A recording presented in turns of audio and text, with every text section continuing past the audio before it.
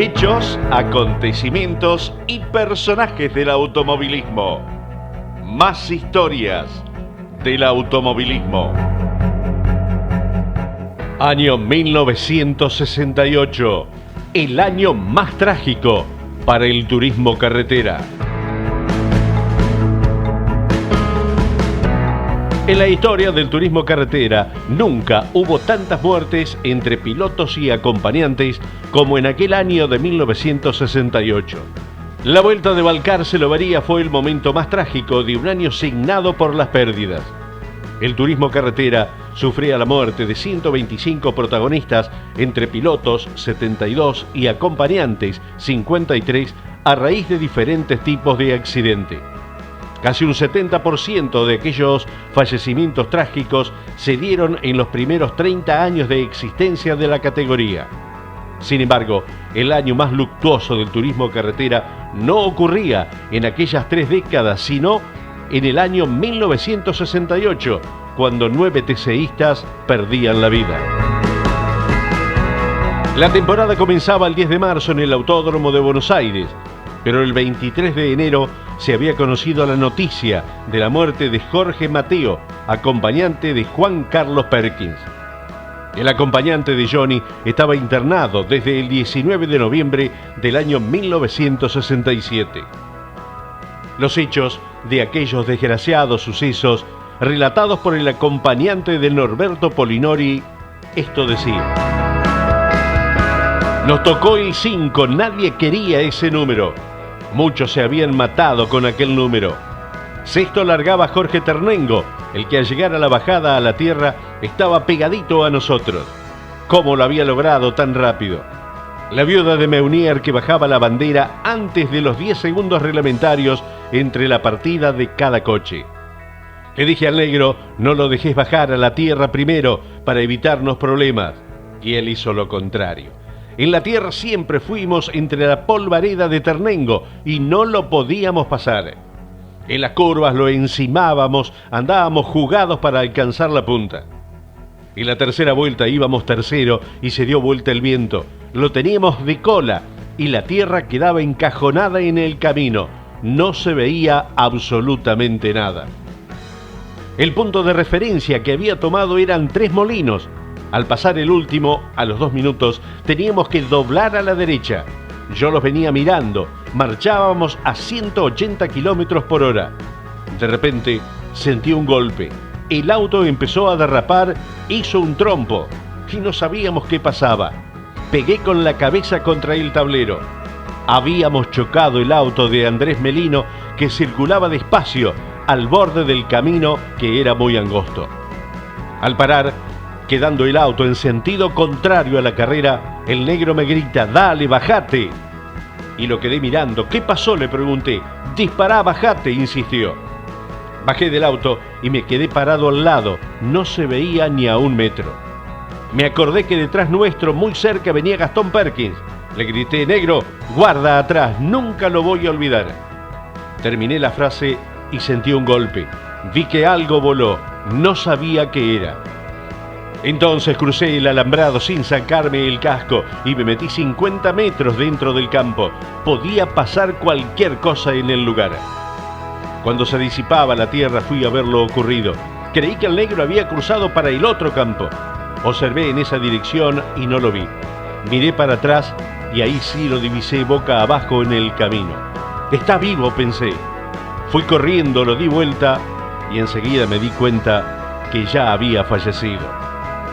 Seguía diciendo J. Galván, sin nada que hacer por el negro después de haber recibido inadmisibles insultos y desafíos de pelea por parte del acompañante de Melino, me saqué la remera e hice seña a los autos que se acercaban al lugar para que pasaran con cuidado. Entre otros, pasaba Luis Di Palma, que recogía a Gastón Perkins, piloto que atropelló, cegado por la tierra, a Norberto Polinori y a Zurita con heridas leves. Al acercarse a una considerable velocidad, Juan Carlos, Johnny Perkins, hermano de Gastón, me saluda, esquiva el auto nuestro, pero se lleva por delante la rueda que se nos había salido en el choque con Melino. No pudo tener el auto y volcaba. Su acompañante falleció y él recibió un golpe muy fuerte que lo dejó afectado físicamente para el resto de su vida. Ahora nos vamos, también en ese 1968, a la carrera número 451, Balcarce-Lobería, aquel 28 de abril de 1968. La Vuelta de Balcarce-Lobería, realizada el 28 de abril, era la carrera que más vidas se cobraba entre pilotos, 2 y acompañantes 3 en la historia del turismo carretera. Superaba a la Buenos Aires-Caracas, donde morían 3. El impacto fue tan duro que el turismo carretera debió dejar de correr en ruta. El domingo más trágico para el turismo carretera. En esta competencia hubo que lamentar las muertes de Jorge Kisling, Segundo Taraborelli y sus respectivos acompañantes, Enrique Quique Duplán y Santiago Bonavento. Ellos perdían la vida junto a otras personas del público en 2 accidentes como producto del mal estado del piso del circuito. El ingeniero Rafael Sierra decía: no se puede correr con autos de 1968 sobre caminos de 1940. Jorge Kisling, hermano de Guillermo, debutaba aquel día en el turismo carretera. Lo hacía con un Torino del equipo de Jorge Cupeiro y con Enrique Quique Duplana, habitual acompañante del gallego.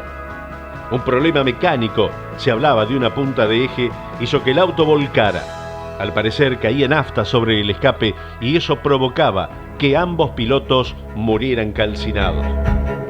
Sobre la ruta 226, otro accidente, el Torino 380W de Taraborelli y Bonavento se despista y se estrella contra un camión estacionado sobre la banquina. Los ocupantes mueren de forma instantánea y otros 13 espectadores mueren, resultando heridos otras 13 personas. Después de esta competencia, el turismo carretera solo se corría en autódromos hasta terminar el campeonato, a excepción de la carrera de Allen, que presentaba un excelente circuito para aquella ocasión. Pero no todo terminaba allí. Había otro accidente en la Vuelta de Balcarce-Lobería, que tenía como protagonistas a Plinio Abel Roseto y Luis Gargiulo. Un toque entre las ruedas de los autos derivaba en el vuelco de ambos coches que terminaban en un campo lindero. Rubén Barra, acompañante del primer presidente de la CTC, moría el 30 de abril, 2 días después, en un sanatorio de Mar del Plata. Los tremendos accidentes que dejaban el saldo de 7 muertos y más de 25 heridos. Pero había más muertes todavía en aquel año 1968. En las pruebas también se producían estas muertes. Aunque el turismo carretera se recluía en los autódromos luego del cimbronazo que resultó para la categoría La Vuelta de Balcarce-Lobería, no pudo evitar que ocurriesen más tragedias. El 16 de junio de aquel año, Juan Jiménez se mataba mientras probaba su Valiant en el autódromo de General Roca en Río Negro. También Carlos Masramón, que había debutado en el turismo carretera en aquella misma temporada, y su acompañante Juan Blanco perdían la vida el 18 de septiembre de 1968. Estaban probando su Torino cerca del aeropuerto cordobés de Pajas Blancas, cuando Masramón perdía el control del coche. La Liebre 1 chocaba contra una columna y se incendiaba. Ambos quedaban atrapados y perecían entre las llamas.